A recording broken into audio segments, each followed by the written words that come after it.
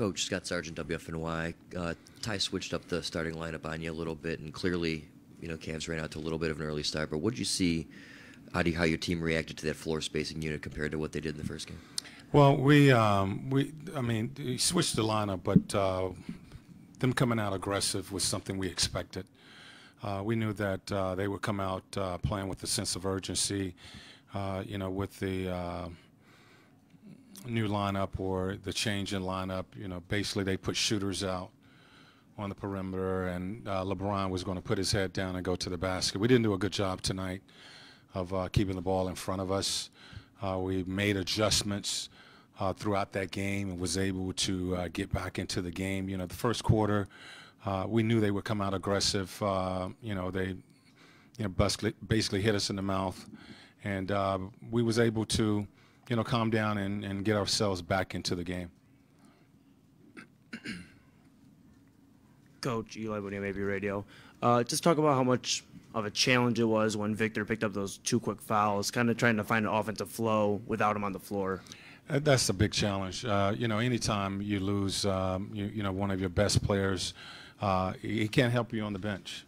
And he got in, picked up those 2 quick fouls in that first quarter. I think he got out of rhythm, was a little hesitant, and really never found his rhythm throughout that game. So, we want him to be aggressive out there, but you got to be smart. And I thought I think he picked up his third in the second quarter, kind of a cheap foul. And, he can help us on the floor and not sitting over there next to me. And one more to follow up. All things considered, you got to feel at least confident going back to Indiana 1-1. What overall do you take away from these first 2 games on the road? Well, it's a young group, and it's an emotional game, and I thought we just didn't keep our poise out there. I thought we really didn't establish ourselves. They sped us up with their pressure defensively.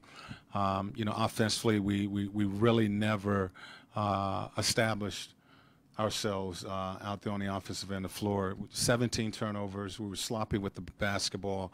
This time of the year, if 17 turnovers, you're not winning. We're better than that.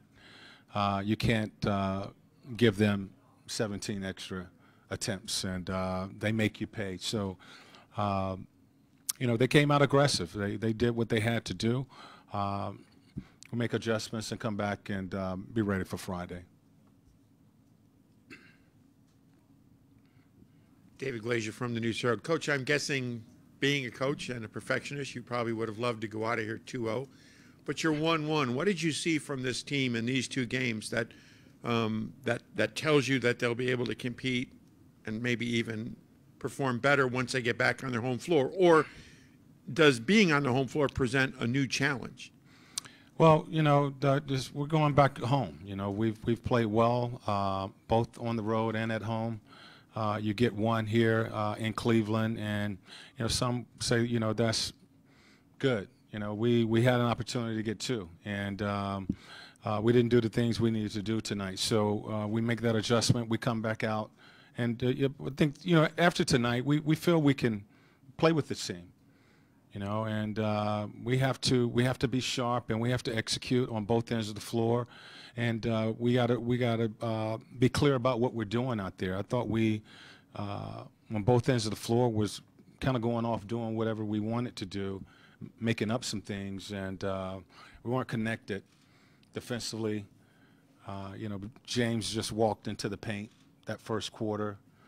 I don't know how many points in the paint they had in that first quarter, but it was a lot of layups, and so we weren't connected on either end of the floor tonight, and we're better than that. We got to do a better job being connected.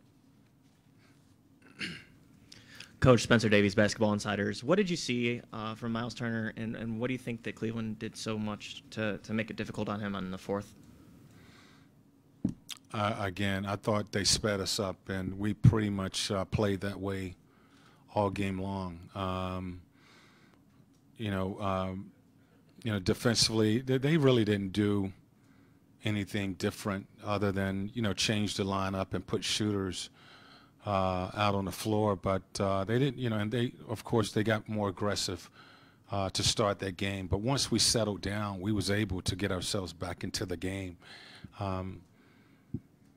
It wasn't anything different. I thought it was more us and what we didn't do out there. I just want to say, our thoughts and prayers are with Coach Popovich. We heard the news about his family member, his wife, and really sorry to hear that news. And on behalf of the Indiana Pacers and our coaching staff, our thoughts and prayers are with you, Coach Pop.